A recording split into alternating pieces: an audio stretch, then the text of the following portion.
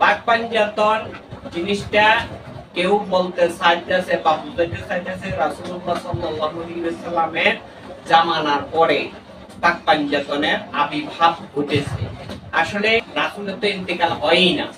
যদি রাসূলের ইন্তেকাল হইতো তাহলে মুহাম্মদের ইন্তেকাল হয়ে যেত, আর মুহাম্মদের যদি ইন্তেকাল হইতো তাহলে কলমারও ইন্তেকাল হইতো। পাক হলো শুধু আল্লাহ সুবহানাহু ওয়া তাআলা। জি, নবী সাল্লাল্লাহু আলাইহি সাল্লাম, আলী, ফাতেমা যাদেরকে পাক হিসেবে শিয়ারা আকীদা হিসেবে গ্রহণ করেছে, এটা সম্পূর্ণ ভ্রান্ত আকীদা, মিথ্যা আকীদা। যদি পাক পাঞ্জাতন প্রতি কাহারও ঈমান বিশ্বাস পরিপূর্ণ হয়, নিশ্চয় নিশ্চয় ইনশাআল্লাহ আল্লাহর পবিত্রতা তার প্রতি বর্ষণ হয়ে যাবে এবং তার সকল ইবাদত আল্লাহর কাছে গ্রহণযোগ্য হবে, পছন্দনীয় হবে। সেটা হচ্ছে পাক পাঞ্জাতন মানে হলো ফার্সি শব্দ, এটা কিন্তু আমরা সবাই জানি কম বেশি। এটার বাংলা কি, বাংলা কি এটা নিয়ে টানা হেঁচড়া করে যে ইমানের মধ্যে লন্ডভন্ড ঢুকানো বা আনায়ন করা, এটা কোনো মানুষত্বর পরিচয় নয়। যেমন নামাজ হলো ফার্সি শব্দ, নামাজের বাংলা অর্থ হলো সংযোগ করা বা আত্মসমর্পণ করা। যে একজন ব্যক্তি আল্লাহর কাছে আত্মসমর্পণ করলো, স্যালেন্ডার করলো, এটার অর্থ হলো নামাজ। তো নামাজের জায়গার মধ্যে একটু যাচ্ছে, অপর কথা হলো আল্লাহকে ভয় করা, আল্লাহকে স্মরণ করা, এর অর্থ হলো নামাজ। তো নামাজ তো আর বাংলা শব্দ না, এটাও ফার্সি শব্দ, পাক পাঞ্জাতন ফার্সি শব্দ। সুবহানাহু ওয়া তাআলা পাঞ্জাতন যেভাবে সুন্দরের সাথে সেভাবে এটা ব্যবহৃত হয়েছে পাক পাঞ্জাতন। পাক পাঞ্জাতন জিনিসটা কেউ বলতে চাইতেছে বা বুঝাইতে চাইতেছে রাসূলুল্লাহ সাল্লাল্লাহু আলাইহি ওয়াসাল্লামের জামানার পরে পাক পাঞ্জাতনের আবির্ভাব ঘটেছে। আসলে একটা কথা হলো রাসূলের তো আবির্ভাব, রাসূলের তো ইন্তেকাল হয়ই না।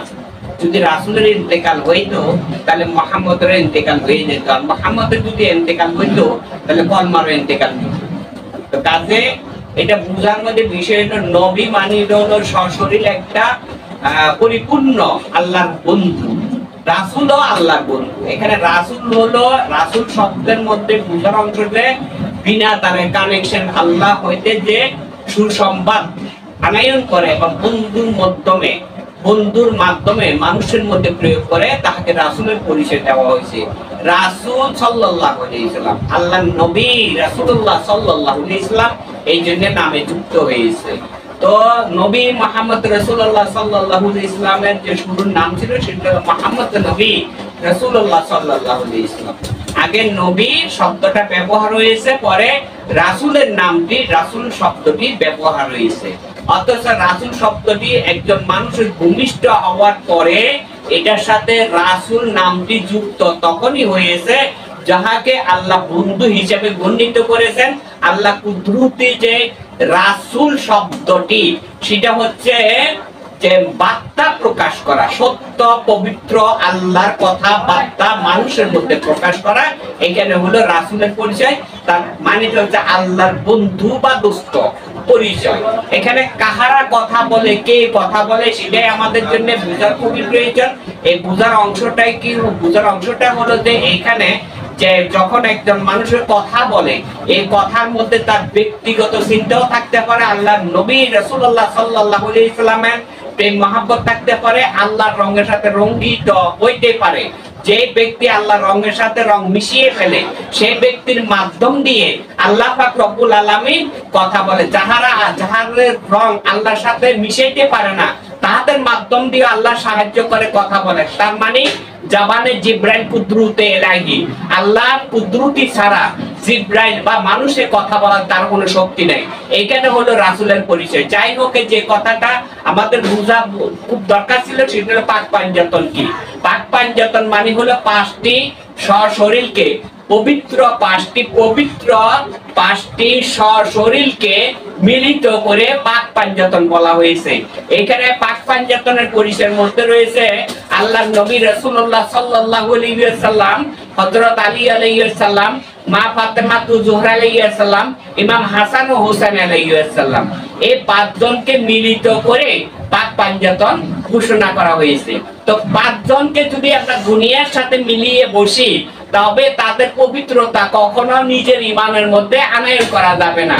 তাহারা কখনো মানুষের রূপে যদি থাকে, তাহাদেরকে আল্লাহ পাক রব্বুল আলামিন সৃষ্টির শুরু থেকে নূরের যে অংশ পৃথক হয়েছিল, সেই পৃথকিত অংশের মধ্যে থেকে পবিত্র আত্মা একটা পবিত্রতা ঘোষণা করা হয়েছে। সে পবিত্র আত্মার পবিত্র ঘোষণাটা হলো আল্লাহ নূর হইতে রাসূলের নূরের পয়দা হয়েছে। রাসূলের নূরের পয়দা হওয়ার পরে ওই নূরের মধ্যে আল্লাহ পাক রব্বুল আলামিন নিজস্ব ধ্যান করলো, অথবা মহাব্বতের দৃষ্টি নিক্ষেপ করলো। এক কথায় শেষ যে ধ্যান করা হলো তার নূরের প্রতি, তার আলোর প্রতি। সে আলোর মধ্যে যে আলো হইতে আলো আবিষ্কার হয়েছে, সেই আলো ওই আলোর সাথে মিশ্রক হয়ে গেছে। আর মিশ্রক হওয়ার পরে বলা হয়েছে এখানে আল্লাহর রাসূলের নূরের সাথে মুহাম্মদী নূর, আল্লাহর রাসূলের নূরের সাথে যখন আল্লাহ নিজে মিশ্রক হয়ে গেছেন, মিশ্রক হওয়ার পরে নূরে মুহাম্মদী ঘোষণা করা হয়েছে। এই নূরে মুহাম্মদী পবিত্র নূরের পাওয়ারের স্থান থেকে স্থানের মধ্যে যখন আল্লাহ পাক রব্বুল আলামিন তার মধ্যে প্রবিষ্ট হয়েছেন, প্রবিষ্ট হওয়ার পরে দিয়ে সেইখানের মধ্যে একটি কম্পন সৃষ্টি হয়। কম্পনের অর্থ হলো কাঁপুনি, কাঁপুনির অর্থ হলো কুদরতি, কুদরতির অর্থ হলো যে একটা পানি, একটা তরল পানিকে যদি আপনি একটা পাত্রের করে কোনো চুলার উপরে আগুনের উপরে রাখেন, তো আগুনের নিচের থেকে জাল হইতে হইতে পানিটা যখন উত্তাল গরম হয়, তখন তার মধ্যে একটা টকটকানি গরম রূপ আসে। ঠিক এইরকম ভাবে নূরে মুহাম্মদীকে বা পাক পাঞ্জাতনের নূরের মূল নূরটাকে বলা হয়েছে। এই নূরের মধ্যে যখন আল্লাহ পাক রব্বুল আলামিন প্রবিষ্ট হয়েছেন, কম্পন সৃষ্টি হলো। কম্পন সৃষ্টি হওয়ার পরে দিয়ে প্রথমে এই বড় নূরের বা নূরের মহাপবিত্র মুহাম্মদী নূরের অংশ থেকে একটি নূরের খণ্ড পৃথক হলো। সেই খণ্ডটাকে প্রথমে নারীর রূপে নির্ধারণ করা হলো। তার পরবর্তীতে একটা খণ্ড পৃথক হলো, সেই খণ্ডটাকে পুরুষ রূপে নির্ধারণ করা হলো। তার পরবর্তীতে আরেকটা খণ্ড পৃথক হলো, সেই খণ্ডটা পৃথক হওয়ার সাথে সাথে এই খণ্ডটা আবার দুই ভাগে বিভক্ত হলো। ওই দুই ভাগে বিভক্ত খণ্ডিত দুটো টুকরা বা নূরের অংশটাকে ইমাম হাসান ও হোসেন আলাইহিস সালাম বলা হয়েছে। তার পূর্বে যে দুইটো খণ্ড রয়েছে, একটা হলো মা ফাতেমাতুজ জোহরা আলাইহিস সালাম, দ্বিতীয়টা হলো হযরত আলী আলাইহিস সালাম। এটা হলো পূর্বের বিষয়। এখন এই যে পাক পাঞ্জাতন অর্থাৎ নূরে মুহাম্মদী বা আল্লাহর নূরের পাওয়ারের জায়গাতে পৃথক হলো, আবার তারা মিশ্রক হয়ে কি করা হলো, এই পৃথিবীর জমিনের মধ্যে চারটি পদার্থ সৃষ্টি করা হলো। চারটি পদার্থ, এই চারটি বস্তু বা পদার্থ, এর মধ্যে একটা হলো আগুন, একটা হলো পানি, একটা হলো বাতাস, একটা হলো মাটি, আরেকটা হলো নূরে মুহাম্মদী পবিত্রতা। যেমন মানুষের মধ্যে, প্রত্যেকটা মানুষের মধ্যে যে রূপ মায়া মমতা রয়েছে, এই রূপ মায়া মমতাকে উদ্দেশ্য করে আল্লাহ পাক রব্বুল আলামিন ঘোষণা করেছেন, তোমাদের মধ্যে আমার নূর আসিয়াছে, অতএব তোমরা আমার গুণের চরিত্র নিজেকে গঠন করো। সেই ধারাটা যদি কোনো মানুষ বুঝতে পারে, আমার মধ্যে আল্লাহর পবিত্রতা রয়েছে, আমার রূপের মাধ্যম দিয়ে আল্লাহ নূরের পরিচয় রয়েছে। যেমন বলা হয়েছে পিতা আদমের জামানাত থেকে শুরু করে বর্তমান জামানাত থেকে থাকবে কিয়ামত পর্যন্ত। পিতা আদম আলাইহিস সালামের জামানাতে বলা হয়েছে, আদমকে উদ্দেশ্য করে বলা হয়েছে, তাহার মাধ্যম দিয়ে হলো আমার পরিচয়। বর্তমান জামানার মধ্যে তার রয়েছে ইন্নী জাইলুকুম ফিল আরদি খলিফাতান। এই যে আমরা এই মত অনুযায়ী যদি চলতে পারি, বুঝতে পারি, তাহলে বোঝা যাচ্ছে প্রত্যেকটা মানুষের মধ্যে চারটি বস্তু রয়েছে, আগুন, পানি, মাটি, বাতাস। এর মধ্যে আল্লাহর পবিত্র আত্মা ও নূরে মুহাম্মদী রয়েছে। এই হলো পাক পাঞ্জাতন। প্রত্যেকটা মানুষের মধ্যে পাক পাঞ্জাতন যুক্ত রয়েছে।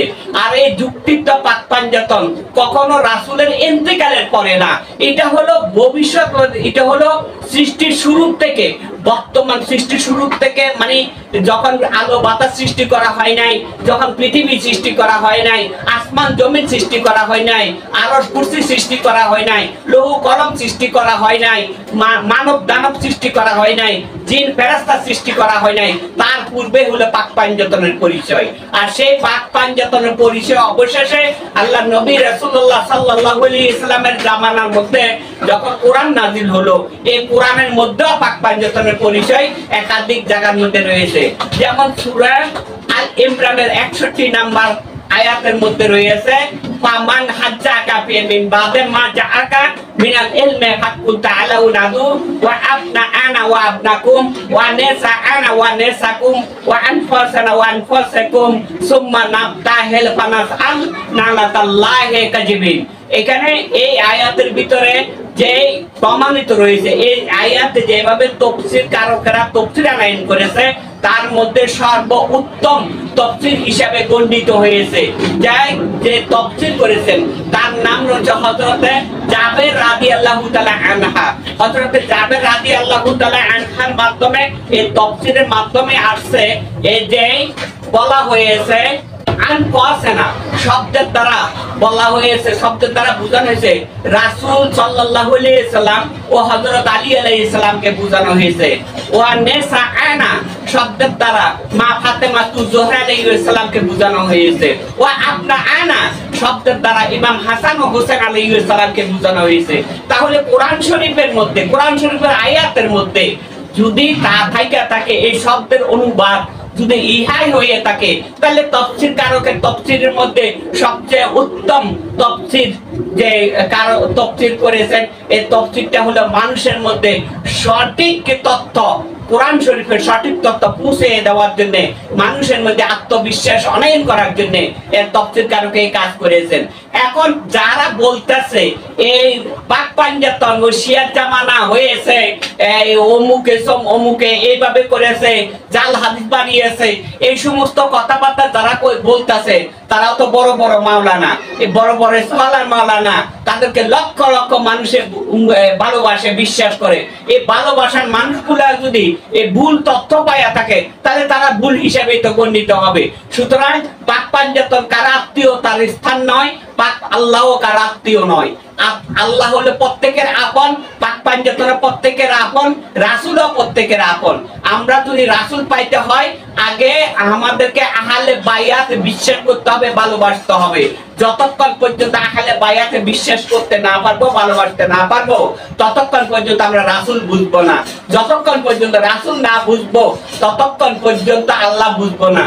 যতক্ষণ পর্যন্ত আল্লাহ আমরা না বুঝবো, তখন আমরা নিজেদের মধ্যে পণ্ডিত মাস্টার থাকবো। এই পণ্ডিত মাস্টারতার মাধ্যমে আমার মধ্যে সগীরা কবিরা গুনাহ বোঝাই হয়ে যাবে, কিন্তু তা আমি বুঝতে পারবো না। মানুষে জানবো দেখে আমি নামাজি। শুধু নামাজি হলে চলবে না, ঈমান আকীদা ঠিক করতে হবে, ইনসাফ সঠিক করতে হবে। যে ব্যক্তির মধ্যে ইনসাফ সঠিক নাই, তার জিন্দেগির ইবাদত কোনো কাজে লাগবে না। কাজে ইনসাফ সঠিক করতে হলে আগে প্রতিনিধিগণকে ভালোবাসতে হবে। প্রতিনিধিগণ কারা? জামানায় এক জামানাতে ছিল আল্লাহর নবী রাসূলুল্লাহ সাল্লাল্লাহু আলাইহি ওয়াসাল্লাম। পরবর্তী জামানার মধ্যে যারা আসছেন তিনারা হলেন ওলিয়া উলিয়াগণ। বর্তমান জামানার মধ্যে রয়েছে, ভবিষ্যতে থাকবে। ওলিয়া উলিয়াগণকে ভালোবাসলে আল্লাহর নবীকে ভালোবাসা হবে, আল্লাহকে ভালোবাসা হবে। সকলের প্রতি সালাম, আসসালামু আলাইকুম।